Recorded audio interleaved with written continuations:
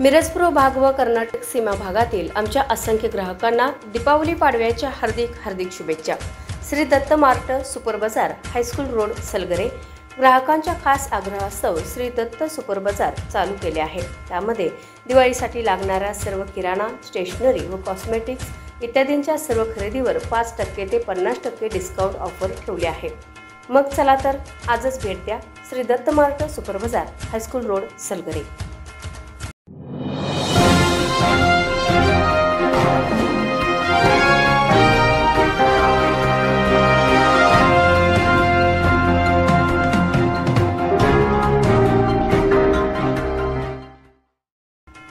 मिरजपूर्व भागातील आमच्या असंख्य ग्राहकांना दीपावली पाडव्याच्या हार्दिक शुभेच्छा। Shri Datta collection high school road Salgare आमच्याकडे उत्कृष्ट क्वालिटीच्या व ब्रँडेड कंपनीच्या कपड्यांच्या खरेदीवर 30% डिस्काउंट व गिफ्ट ऑफर ठेवली आहे।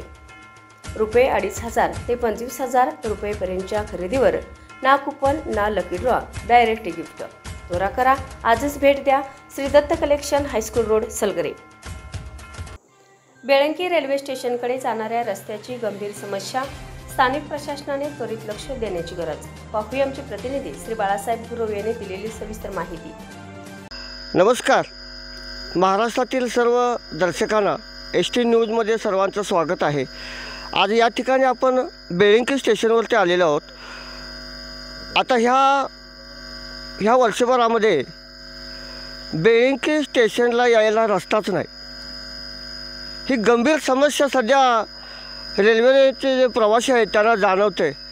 तर तुम्ही म्हणाल रस्ता नाहीच कसा, तर इंग्रजांच्या काळापासून जी जुनी बार्शी लाईट रेल्वे चालू झाली होती तेव्हापासून बेळंकी रेल्वे स्टेशनकडे येणारा जुना रस्ता होता। परंतु अलीकडच्या काळात 2011 पासून ज्यावेळी मोठी लाईन चालू झाली तेव्हापासून सोयीनुसार स्टेशनच्या पश्चिमेकडील बाजूकडून लोक स्टेशनला येत होते, परंतु ज्याच्या रानातून लोक येत होते त्या रान मालकांनी ते रान आता काढले, त्यामुळं स्टेशनवर यायला रस्ताच नाही। आणि पूर्वीचा जो रस्ता होता तो रस्ता झाडी झुडपीमध्ये नाहीसं झालेला आहे। त्या रस्त्यावरती एवढी झाडी उगवले साधा माणूस तिथं चालता देखील येत नाही, असा तो रस्त्याची अवस्था आहे। एकंदरीत पाहता संतोषवाडीकडून येणारा रस्ता खाजगी शेतकऱ्यांनी तोही बंद केला आहे। म्हणजे बेळंकी स्टेशनवर संतोषवाडी, जानरावाडी, कदमवाडी, डोंगरवाडी या गावातील लोकांना येण्यासाठी रस्ताच नाही। त्यामुळं माझं एकच विनंती आहे, बेळंकीच्या स्थानिक प्रशासनानं जो पूर्वीचा जुना रस्ता होता तो चालू करून लोकांची होणारी गैरसोय लवकरात लवकर थांबवावी। आणि या ठिकाणी आज इथं रेल्वेचे काही प्रवासी आहेत, आपण त्यांच्याकडून जाणून घेऊया काय अवस्था होती आता स्टेशनकडे येताना। नमस्ते। नमस्ते।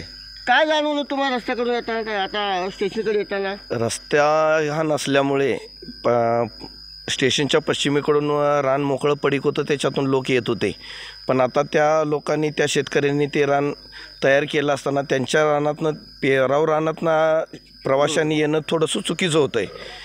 परत नंतर रस्ता ह्यो पूर्वीचा जुना रस्ता असूनसुद्धा त्या रस्त्याची खूप दुरावस्था झालेली आहे, लोकांची खूप हाल होत आहेत। रस्ता नसल्यामुळे डांबरी रोड जवळजवळ 500-600 फुटाच्या अंतरावर असताना तिथं गाडी लावायची, तिथून इथंपर्यंत चालत यायचं। चालत येण्यासाठी पायवाटसुद्धा इकडं नाही आहे, त्यामुळे लोकांचे हाल होत आहेत। मग वयस्कर माणूस जर यायचं झालं किंवा स्त्रियांनी, लहान मुलांना यायला जायला खूप अडचण होत आहे। त्यामुळं प्रशासनानं याच्यावर त्या रस्त्याचा जुना जो रस्ता आहे पूर्वीपासून रेल्वे चालू झाल्यापासून तो रस्त्याची दुरावस्था झालेली, प्रशासनानं त्याच्याकडे लक्ष देऊन त्या रस्त्याचा दुरुस्ती करून, देखभाल करून, जरा चांगलं सुव्यवस्थित करून प्रवाशांचा हाल कमी करावेत ही विनंती। तर खरोखर स्थानिक रेल्वे प्रवासी आहेत त्यांनी व्यथा सांगितलीच आहे। आता आपण पाहतोय, जरा पुढे या, आता ह्या महिला असं लहान मुलांना काकत घेऊन येत आहेत, रस्त्यावरती गाडी लावून त्या लोकांच्या रानातून येत आहेत। बाय द वे आता पाऊस नाही आहे, पाऊस असता तर त्यांचे काय हाल झाले असते ते पाहताय तुम्ही। आणि हे प्रवाशांचे हाल थांबवण्यासाठी बेळंकीच्या स्थानिक प्रशासनानं लवकरात लवकर तो जुना रस्ता मोकळा करून प्रवाशांच्यासाठी तो खुला करण्यात यावा। या ठिकाणी मी एस टी न्यूजच्या माध्यमातून बेळंकी प्रशासनाला खरोखर रिक्वेस्ट करतो आहे, तो रस्ता लवकरात लवकर खुला करण्यात यावा. तर या ठिकाणी मी थांबतो. बेळंकी रेल्वे स्टेशनहून एस टी न्यूज मराठीसाठी बाळासाहेब गुरव. याबरोबरच हे बातमीपत्र संपले. पुन्हा भेटूयात पुढील बातमीपत्रात. तोपर्यंत नमस्कार.